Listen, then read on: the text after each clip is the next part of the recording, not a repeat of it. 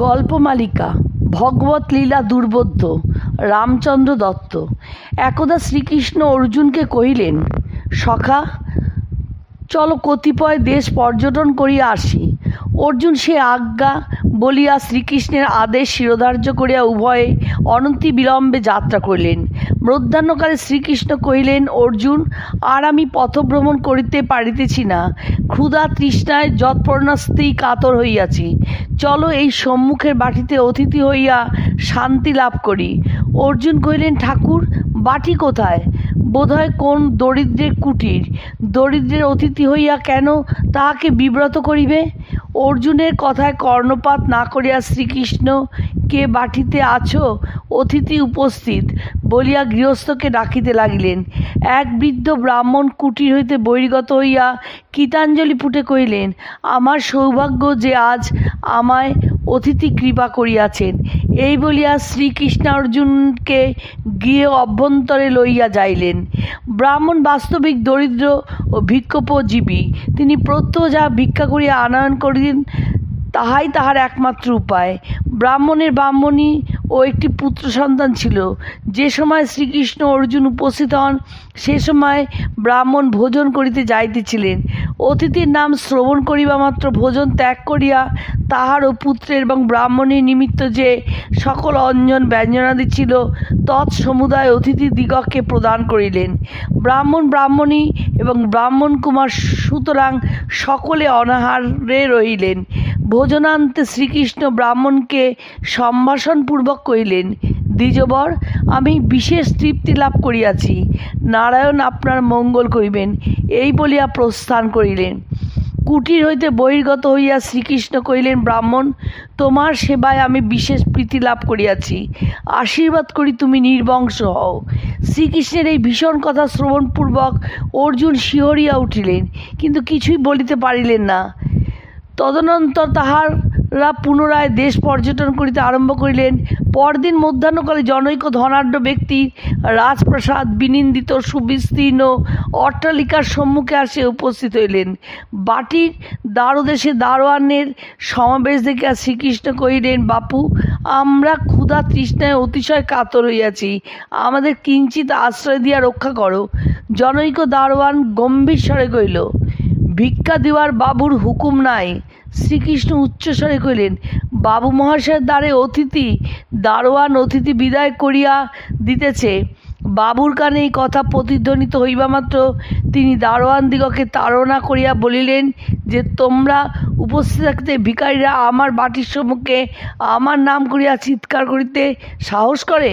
তোমরা তাহাদের এতদূর প্রশ্রয় দাও? এই কথা সমাপ্ত হইবা মাত্র দারোয়ানেরা লগুর লইয়া শ্রীকৃষ্ণ অর্জুনের পশ্চাৎ ধাবিত হইল। সুতরাং প্রাণভয়ে ভগবান পলায়ন করিলেন। দীর্ঘ নিঃশ্বাস পরিত্যাগপূর্বক শ্রীকৃষ্ণ আশীর্বাদ করিলেন, বাবু, ধনে পুত্রে তুমি পরিপূর্ণ হও। অর্জুন আর চুপ করিতে থাকিতে না পারিয়া বললেন, সখা, তোমার কথায় প্রবেশ করে কে? যে দরিদ্র ব্রাহ্মণ ব্রাহ্মণী তাহাদের মুখে গ্রাস পরিত্যাগপূর্বক আপনারা অনাহারে থাকিয়া আমাদের পরিতৃপ্ত করিল, তাহাদের একমাত্র সন্তাননিধিকে তুমি কাল কবলিত করিলে, তাহারা অতিথি সৎকার এই ফল পাইল। আর যাহার দ্বারে দারোয়ান কর্তৃক বিতাড়িত হইয়া প্রাণভয়ে ঊর্ধ্বশ্বাসে পলাইতে হইল, তাকে ধন ও পুত্রাদি দ্বারা পরমানন্দিত করিলে। এ প্রকার কার্য তোমার নিতান্ত অসঙ্গত। শ্রীকৃষ্ণ হাসিয়া অর্জুনকে কহিতে লাগিলেন, সখা, তুমি আমার কথার ভাব বুঝিতে পারো নাই। ওই ব্রাহ্মণ বিবেকী হইয়া সাংসারিক সুখ স্বচ্ছন্দ কাক বিষ্ঠাবৎ জ্ঞানপূর্বক আমাতে আত্মসমর্পণপূর্বক পরমানন্দে দিন যাপন করিয়া আসিতেছিল, কিন্তু পূর্ব সংকল্প সূত্রে উহার একটি পুত্র সন্তান জন্মিয়াছিল। ইতপূর্বে উহার 16 আনা মন আমাতে ছিল। পুত্র জন্মিবার পরে 4 আনা মন উহাতে খরচ হইয়া গিয়াছিল। ব্রাহ্মণ পুত্রের বাৎসল্য স্নেহে আমায় ভুলিয়াছিল। যদ্যপি পুত্রটিকে উহার ক্রোড় হইতে এই সময় অপহৃত করিয়া না লই, তাহলে ক্রমে আরও মায়া বাড়িবে, আমা হইতে আরও মন খরচ হইয়া যাইবে। উহার সন্তানটি কাড়িয়া লইয়া আমি আপনি নিজে গোপাল বেশে সর্বদা বাৎসল্য রসে ব্রাহ্মণ ব্রাহ্মণীকে ডুবাইয়া রাখিব। অর্জুন এ পক্ষে দেখো, ধনীরা বিবেকী নহে, তারা অসৎকে আশ্রয় করিয়া আমাকে যত্নপূর্বক পরিত্যাগ করিয়া থাকে। তুমি জানো তো যে মনের সংকল্পগুণে সকলে ফল প্রাপ্ত হয়। ধনীরা চাহে ধন, চাহে পুত্র, চাহে মান, চাহে অভিমান, আমাকে তাহাই প্রদান করিতে হয়। আমি করিব কি? ধন ও পুত্রের অসারতা প্রতি মুহূর্তে প্রত্যেক জনকে দেখাইতেছি, তথাপি তাহারা তাহাই প্রার্থনা করিবে, তাহারই জন্য আমার সাধনা করিবে, তাহারই জন্য সর্বদা লালায়িত হইয়া বেড়াইবে।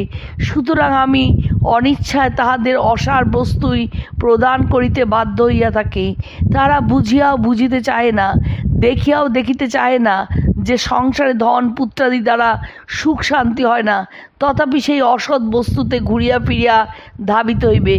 একে তো মন নাই, মন কোথায় ছড়াইয়া পড়িয়াছে তার নির্ণয় করা যায় না, আবার তাহার উপর নিয়ত সংকল্প উঠিতেছে। এ প্রকার অবস্থায় তাহাদের আর কি উপায় হইবে? তাহাদের উপায় নাই বলিয়াই যে আমি নিশ্চিন্ত হইয়া আছি তাহা নয়।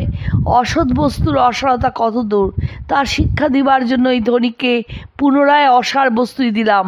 প্রথমে সে ধনের উপর ধন সঞ্চিত হইতে দেখিয়া পুলকে পূর্ণিত হইবে, জমিদারির পশ্চাৎ জমিদারি লাভ হইতেছে দেখিয়া স্ফীত হইতে থাকিবে, পুত্রের পরে পুত্র পৌত্র দহিয়াত্রাদি বেষ্টিত হইয়া আনন্দের প্রশ্রবণ স্বরূপ জ্ঞান করিবে। কিন্তু অর্জুন, চাইয়া দেখো উহাদের কি দুর্দশা হইতেছে, কি দুঃখে দিন যাপন করিতে হইতেছে।